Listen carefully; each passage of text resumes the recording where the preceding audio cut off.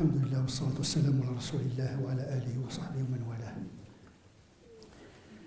Nous avons souligné le fait que la révélation coranique est une information divine ouverte sur d'autres perspectives qui permettent aux musulmans de chercher toujours la vérité de Dieu, non seulement dans le Coran, mais également dans les vérités déposées dans la nature et dans la raison humaine universelle. En réalité, comme je l'ai souligné, l'islam est la religion des 3 livres. Le livre révélé, le Coran et la sunna du prophète sallallahu alayhi wa sallam, mais également l'islam est une religion du livre étalé, cosmique, la nature, comme création d'Allah subhanahu wa ta'ala, un livre ouvert à la raison et à la perception des sens. Et puis il y a un 3e livre, qui est le livre intérieur, c'est-à-dire al-nafs al-aql, c'est-à-dire cette âme qui nous habite, qui est capable de percevoir les vérités par le raisonnement, par l'intuition, par l'inspiration. Et donc l'islam, il ouvre des perspectives multiples de connaissances. Le Coran, ce n'est pas un livre fermé, qui ferme l'esprit. Au contraire, c'est un livre qui oriente la pensée et l'agir du musulman pour continuer le chemin vers Dieu et le chemin de la connaissance vers les vérités telles que Dieu les a déposées dans le Coran, dans la création et dans l'esprit humain. Mais tout appartient à Dieu.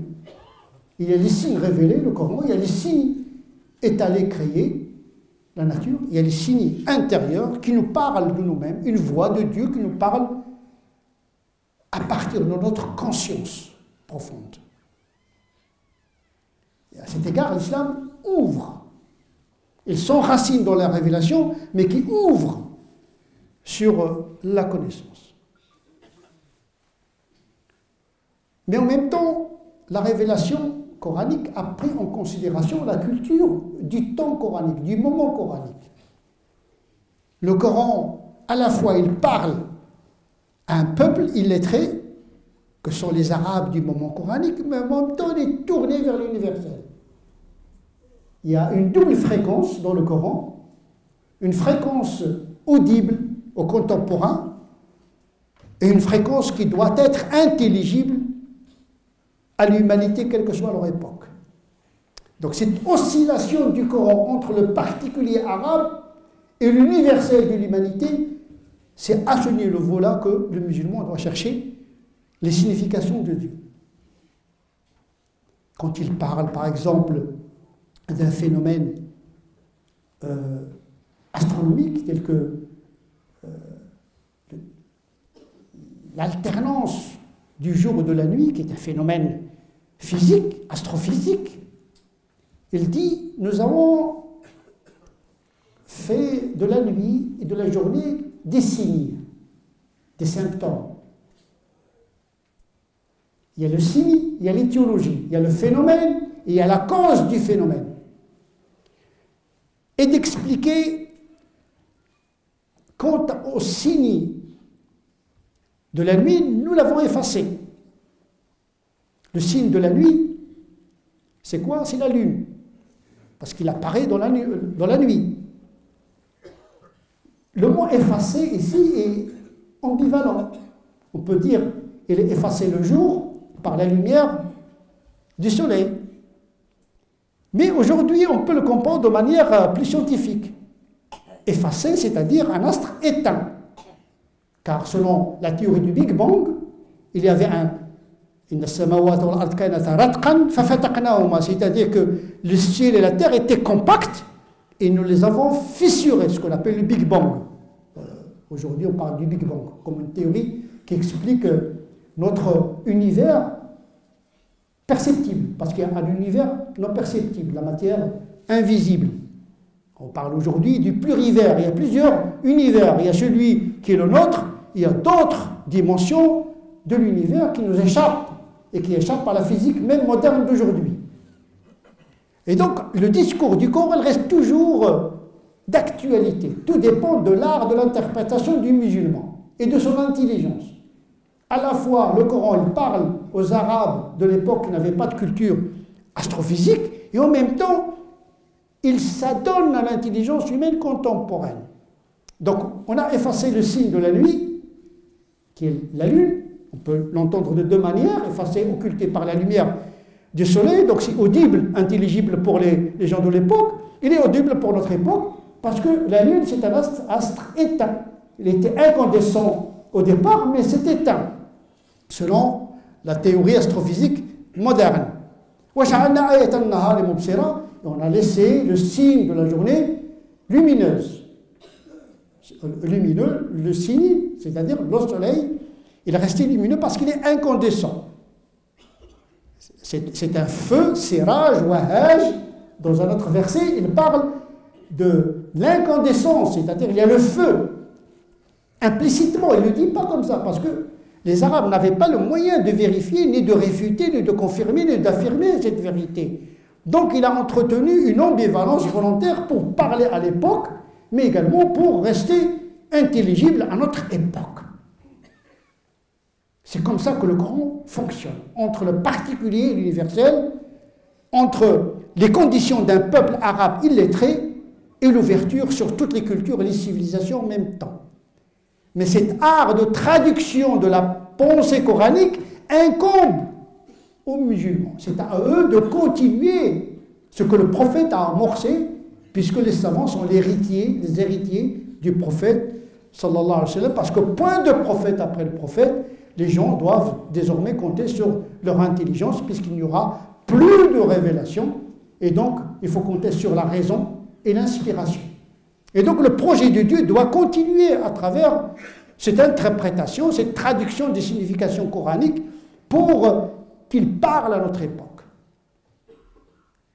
Et on a laissé le signe du jour apparent, c'est-à-dire le soleil,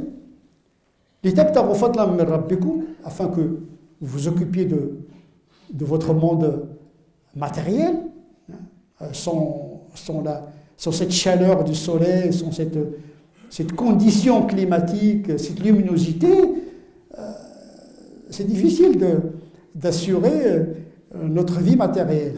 De toute façon, tout a été voulu par Dieu, parce que nous étions créés pour s'acclimater à cet environnement astrophysique. Les yeux, la lumière, le cerveau, la pesanteur. Sans la pesanteur, ce serait très difficile pour notre cerveau de fonctionner. Tout est lié, on ne peut pas extirper un élément de l'univers sans créer un dysfonctionnement, un chaos. On parle des finalités de la charia, mais il y a les finalités de la création. C'est-à-dire, les physiciens aujourd'hui parlent de l'entropie, c'est-à-dire comme si l'univers a été programmé pour accueillir l'homme et la conscience. De l'atome, de la particule, à l'atome, à la molécule, à la cellule, au tissu, aux organes, à l'animal et à la vie la plus évoluée, celle de l'homme. Tout a été dans le projet d'Allah, mais à travers des lois, ce n'est pas par des magies. Les gens pensent que la création opère par magie. Non. Khalqan min ba'di khalq, création à partir de création. Khalqakum atwara, par étapes. Khalqa as-samawati wal ardi fi sittati ayyam. Les cieux et la terre ont été créés en 6 phases. Dieu procède par des lois. Le détail de ces lois, une partie c'est dans le Coran, une partie c'est dans les lois de la physique et les lois de l'esprit. Et c'est à l'homme de chercher les détails. Quand Dieu dit « nous avons détaillé toutes choses », mais il faut chercher ces détails. Il ne s'apprête pas passivement, par paresse de l'esprit, à des esprits qui ne fournissent pas l'effort de comprendre Dieu à travers le Coran, à travers sa création.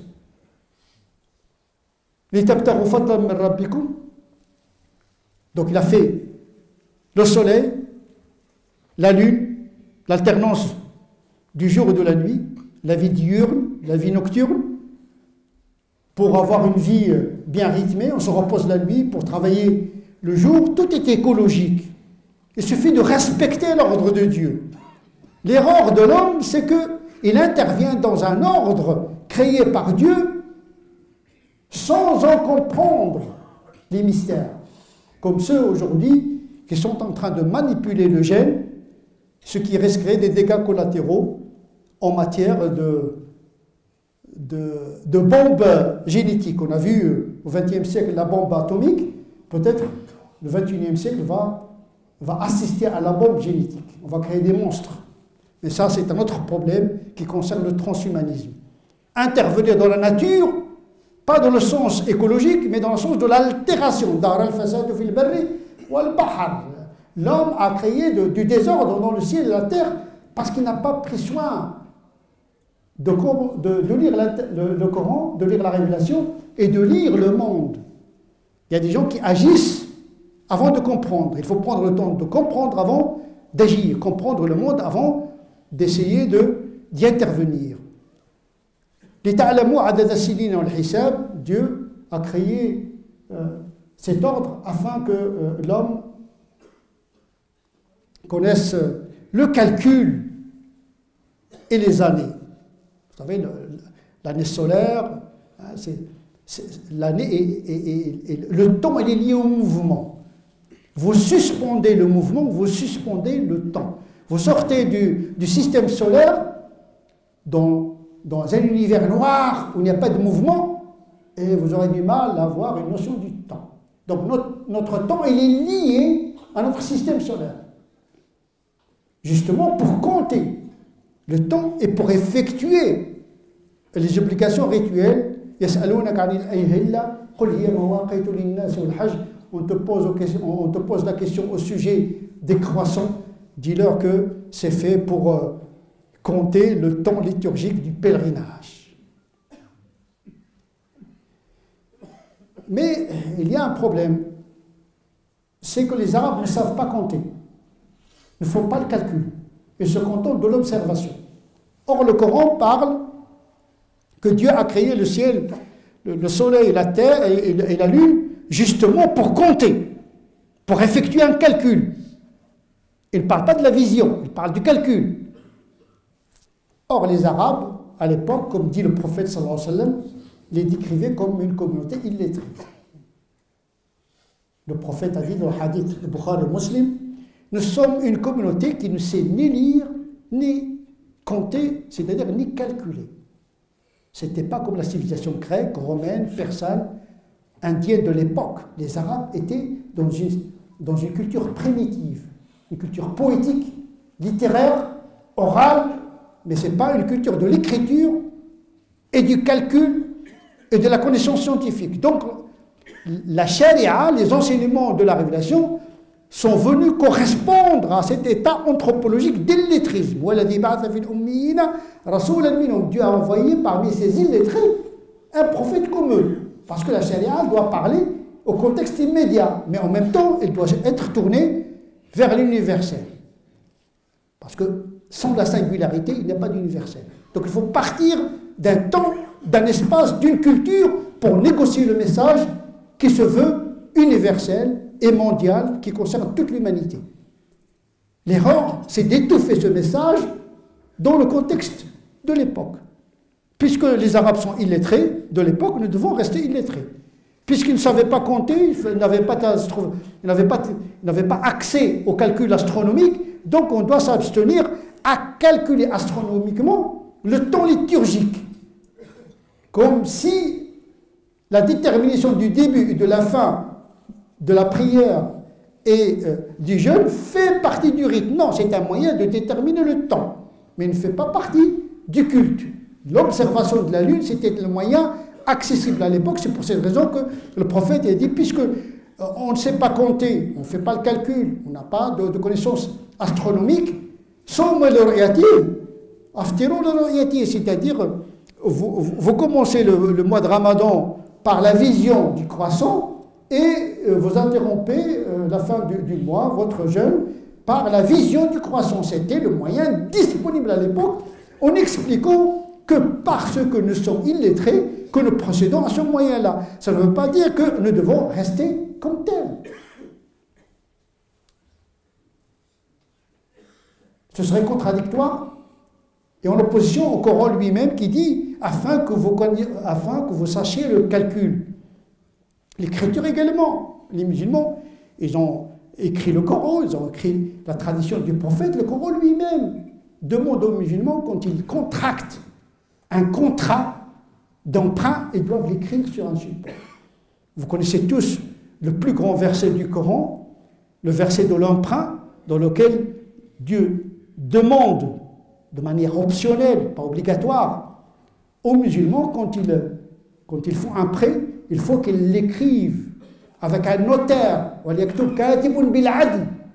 donc la notariat, alors qu'il s'agit d'une communauté qui ne sait pas lire ni écrire. Mais c'est une incitation, c'est-à-dire d'un côté le Coran prend en considération une situation, mais il est tourné vers la sortie de la primitivité à la civilisation. La même chose pour les vérités scientifiques. Le Coran, ce n'est pas un texte scientifique. Quand il parle des phénomènes biologiques, astronomiques, c'est en termes ambivalents qui parlent à l'époque comme il parle aujourd'hui. On ne peut pas dire que le Coran est un miracle scientifique. Non, le Coran, c'est un livre de guidance, d'orientation, qui éclaire l'esprit et le cœur. Et c'est aux musulmans de continuer. Une fois que le chemin est éclairé, vous devez poursuivre le chemin. C'est en cheminant qu'on découvre le chemin, pas en le contemplant de loin. Donc il faut s'impliquer pour pouvoir comprendre ce que Dieu nous dit à travers la vie, à travers les signes, à travers ce qu'il nous dit de l'intérieur, de l'aql, à travers ce qu'il nous dit de l'extérieur, l'afaq, l'horizon. Et donc, le Coran n'est pas un miracle scientifique. Parce qu'un miracle, il n'est pas rationnel, un miracle. Il frappe le sens. Le miracle, c'est quelque chose qu'on n'arrive pas à expliquer. Quand vous commencez à expliquer un miracle, vous le suspendez. Le miracle est incompréhensible par essence, parce qu'il fait exception quant aux lois que Dieu a déposées dans la nature. Quand on dit, voilà, je vais démontrer que le Coran est un miracle. Si vous arrivez à démontrer que le Coran est un miracle, vous êtes en train de liquider le miracle. C'est pour cette raison que le miracle, c'est quelque chose qui frappe le sens, sans pouvoir l'expliquer. Et les Arabes étaient frappés par le Coran parce qu'ils connaissaient ce qu'on appelle salfa, c'est-à-dire que Dieu a créé quelque chose qui les empêchait à faire comme le Coran. Et donc ils frappaient le sens, et pas l'intellect. Il y a tout un débat chez les théologiens. Est-ce que le Coran, c'est par son style que c'est un miracle, ou bien c'est par un mystère incompréhensible qu'il l'est?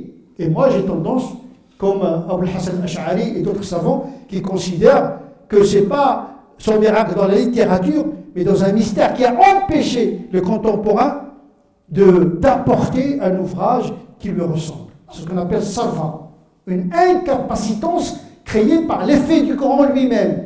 C'est ça l'ijaz, c'est quelque chose qui vous inhibe et que vous ne comprenez rien du tout. Quand vous êtes commencé à démontrer l'aspect miraculeux scientifique du Coran, c'est que vous donnez 20 sur 20 à Dieu. Ah, tu as raison. Oui, tu as raison. C'est vrai, c'est comme ça. Alors qu'il ne s'agit que d'une interprétation biologique ou astronomique. Parce que le Big Bang, aujourd'hui, c'est une théorie scientifique. L'évolution, c'est une théorie scientifique. Les théories passent et la vérité reste.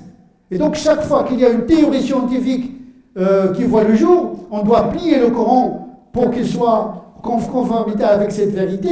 Ce serait une erreur. On peut dire oui, cette théorie ne contredit pas le Coran. Et on s'arrête là. On dit oui, le Coran a prévu cela. Mais puisque le Coran a prévu cette vérité scientifique, pourquoi les musulmans ne l'ont pas découvert avant les autres? C'est que les vérités scientifiques, c'est dans la nature, c'est pas dans le Coran. Puisque le Coran lui-même dit aux musulmans, regardez les signes de Dieu dans le ciel et la terre.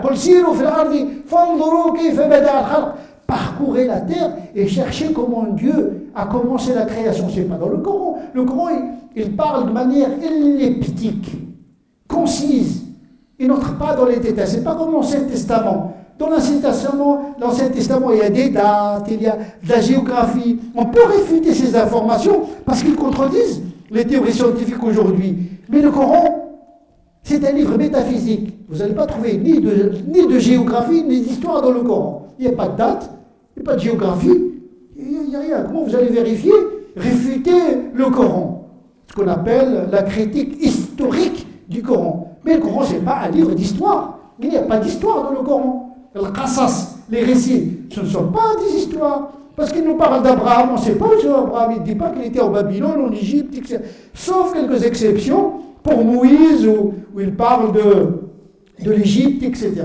Mais c'est très rare que vous trouvez dans le Coran des datations, quand est-ce qu'Adam a été créé, quand est-ce qu'il est passé de l'argile à la vie biologique. Il n'y a pas ça dans le Coran. Parce que c'est un livre qui est prévu pour l'éternité, pour digérer toute la connaissance humaine sans être réfutée. نسأل الله عز وجل أن يجعلنا من الذين يستمعون القول فيتبعون أحسنه أولئك الذين هداهم الله وأولئك هم أولو الألباب اللهم اهدنا فيمن هديت وعافنا فيمن عافيت وتولنا فيمن توليت وبارك لنا فيما أعطيت وقنا واصرف عنا شر ما قضيت فإنك تقضي ولا يقضى عليك وإنه لا يذل من وليت ولا يعز من عاديت تبارك ربنا وتعالى اللهم لا تدع لنا في هذه الساعة الكريمة ذنبا إلا غفرته ولا هما إلا فرجته ولا كربا إلا نفسته ولا مريضا إلا شفيته ولا حاجة من حوائج الدنيا لك فيها رضا ولنا فيها صلاح إلا يسرتها اللهم صل على سيدنا محمد وعلى آل سيدنا محمد كما صليت على سيدنا إبراهيم وعلى آل سيدنا إبراهيم وبارك على سيدنا محمد وعلى آل سيدنا محمد كما باركت على سيدنا إبراهيم وعلى آل سيدنا إبراهيم في العالمين إنك حميد مجيد سبحان ربك رب العزة عما يصفون وسلام على المرسلين والحمد لله رب العالمين.